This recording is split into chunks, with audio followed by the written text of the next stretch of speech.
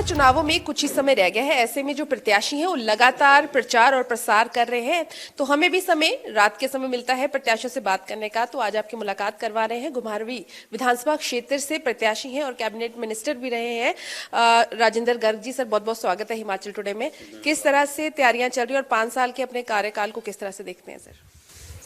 विधानसभा के चुनाव की तैयारियां जोरों पर चली हैं और विकास के आधार पर हम चुनाव लड़ रहे हैं और अच्छे मार्जिन से हम इस चुनाव को जीतेंगे फिर से।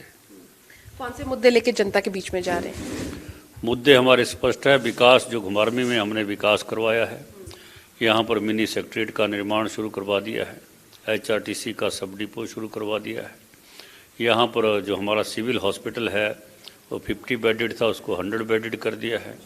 IPD की एक बिल्डिंग 11 करोड़ की बनने लगभग तैयार है और इसके साथ ही घुमारवी शहर में एक बाईपास रोड बनाया है।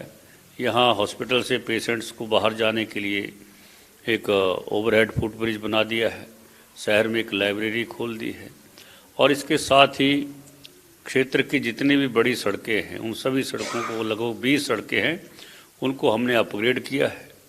और एक बड़ी सड़क जो है दधोल से लदरौर की जो सड़क है उसके ऊपर 82 करोड़ रुपए वर्ल्ड बैंक के सहयोग से खर्च किए जा रहे हैं और डबल लाइन की सड़क बनाई जा रही है। बहुत अहम माना जा रहा है इन चुनावों को। और खासकर अगर इस हलके की बात करें, पूरे बिलासपुर की बात करें, तो जो भाजपा के राष्ट्रीय अध्यक्ष JP नड्डा वो यहीं के रहने वाले हैं।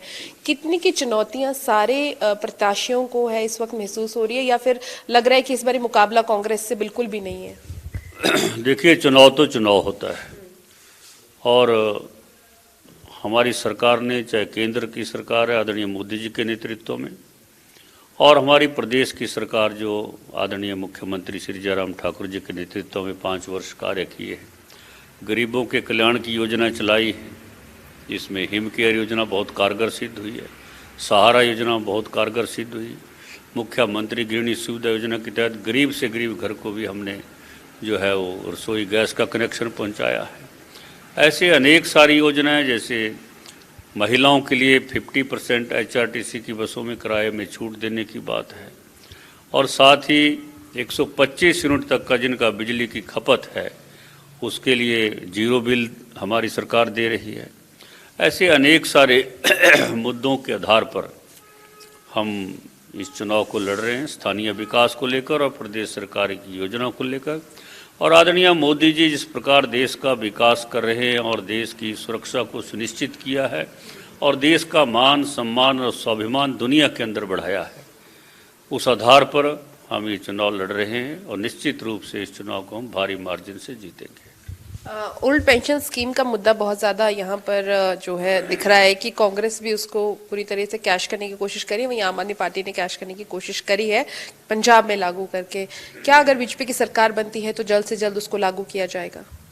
देखिए, कांग्रेस के पास अब कोई मुद्दा नहीं है, मुद्दा विहीन हो गई है कांग्रेस और आए दिन कोई ना कोई वो शिगुफा छोड़ती है लोगों को, मतदाताओं को लुभाने के लिए। पिछली बार जब वो 2012 में सत्ता में आए थे तो उन्होंने कहा था कि बेरोजगारों को बेरोजगारी भत्ता देंगे और हर घर से एक व्यक्ति को नौकरी देंगे, लेकिन दोनों ही मुद्दों का क्या असर हुआ है प्रदेश की जनता जानती है।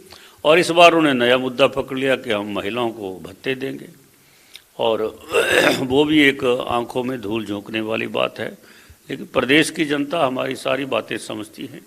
इसलिए कांग्रेस अपने पुराने ढर्रे पर आज भी चली हुई है कि ऐसे लोगों को लुभाया जाए, लेकिन लोग समझदार हैं, इन सब बातों में आने वाले अब नहीं हैं। लोग प्रदेश में विकास के साथ हैं और हमारी सरकार ने गांव को, पंचायत को, विधानसभा को और प्रदेश स्तर पर सभी स्पीयर्स पर एक साथ हमारी सरकार ने काम किया है।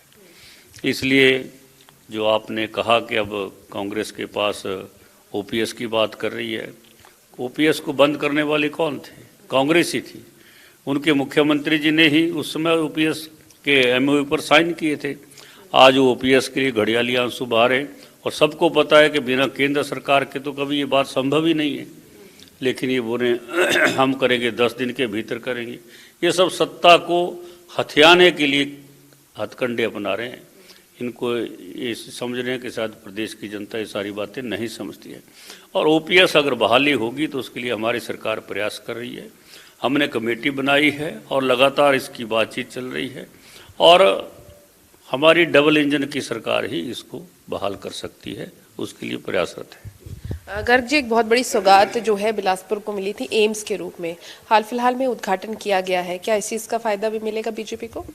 निश्चित रूप से एम्स एक बहुत बड़ी सौगात हिमाचल प्रदेश के लिए और जिला बिलासपुर के लिए है और इसकी जो पॉलिटिकल लाभ है वो भी भारतीय जनता पार्टी को मिलेगा, क्योंकि एक रिकॉर्ड समय में हमारी सरकार ने इसको तैयार किया। 5 वर्षों के अंदर अंदर उसका शिलान्यास भी और उद्घाटन भी हुए, ये अपने आप में एक रिकॉर्ड है। आपके महकमे की बात करें, 5 सालों का अपना कार्यकाल किस तरह से रहा, क्या उपलब्धियां रही? अगर आप जनता के बीच में जा रहे हैं, क्या बता रहे हैं कि आपने अपने महकमे में क्या कुछ किया? अपने महकमे में सबसे पहले तो हमने ट्रांसपेरेंसी रखी।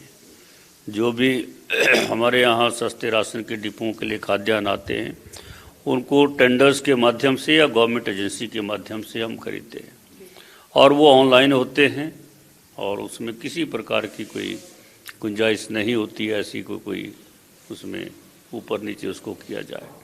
साथ ही उसमें क्वालिटी का हमने विशेष ध्यान रखा है और उसके लिए हम रैंडमली सैंपल्स, चाहे वो तेल हैं चाहे दालें हैं, हर चीज़ के सैंपल हम रैंडमली लेते हैं और बढ़िया क्वालिटी का सामान हमने जो है खाद्यान्न जो है सस्ते राशन के डिपों के माध्यम से प्रदेश की जनता को उपलब्ध कराए।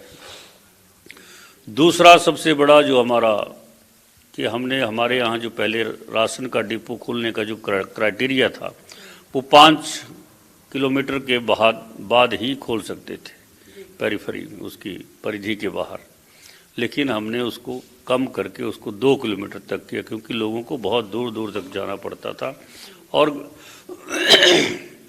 घंटों वहाँ बैठना पड़ता था। अब हमने उसको बदल कर उसको 2 किलोमीटर का एरिया कर दिया। 2 किलोमीटर के बाद हर 2 किलोमीटर के बाद दूसरा डिपो खुल सकता है। उसका काफ़ी लाभ मिला है लोगों को और नज़दीक घर के नज़दीक घर द्वार लोगों को सुविधा मिल रही है। तीसरा, 1 नेशन 1 राशन कार्ड। हमारे यहाँ के बाहर जो लोग हैं वो अपने राशन कार्ड के ऊपर वहाँ अपना राशन ले सकते हैं। यहाँ जो बाहर के लोग हैं, चाहे मजदूर हैं चाहे अन्य लोग हैं, वो अपने राशन कार्ड पर यहाँ भी अपने हिस्से का राशन ले सकते हैं। तीसरा, हमने जो हमारी पॉस मशीनें होती हैं जिस पर फिंगर प्रिंट लेते हैं उसमें उसको, तो उसकी जगह उसके साथ हमने आधार को लिंक किया है, ताकि जैसे कोरोना जैसी महामारी ऐसी बातें अगर बीच में आती हैं तो आधार नंबर से लिंक होने के कारण केवल उसमें हम मोबाइल नंबर से ही हो जाएगा, इसलिए उसमें अंगूठा लगाने की आवश्यकता नहीं रहेगी। तो इस प्रकार ऐसे निर्णय हमारी सरकार ने लिए, हमारे विभाग के अंदर हमने लिए हैं, ताकि जनहित के लिए नई नई योजनाएं लाई जाए, इस प्रकार का प्रयास किया गया है। गर्ग जी, वीरभद्र जी, उनकी जो है मृत्यु हो चुकी है, आपको लगता है कि कांग्रेस में अब उनके अलावा और कौन सा ऐसा नेता है जो उभर के सामने आ रहे हैं?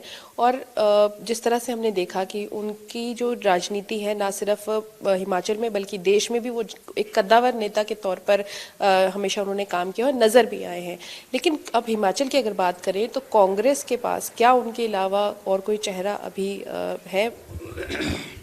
कांग्रेस के पास अब हिमाचल प्रदेश के अंदर कोई चेहरा नहीं है और जो चेहरे हैं वो अब आपस में ही एक दूसरे की टांग खिंचाई में लगे हैं और जो सत्ता में आने की बात करते थे वो आपस में ही लड़ झगड़ कर इधर उधर भाग रहे हैं। बहुत सारे कांग्रेस के लीडर भाजपा में आ गए हैं और जो बचे हुए हैं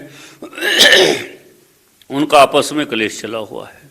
इसलिए कांग्रेस के पास ना तो नेता है, न नीयत है, न मुद्दा है, कुछ भी नहीं है। अंतिम सांसों पर हिमाचल प्रदेश में है, पूरे देश के अंदर सूपड़ा साफ हो गया है, यहाँ भी अब अंतिम सांसें हैं उनकी। आम आदमी पार्टी ने इस बार एंट्री करी है हिमाचल में, क्या लगता है कुछ एक डेंट मार पाएगा वो?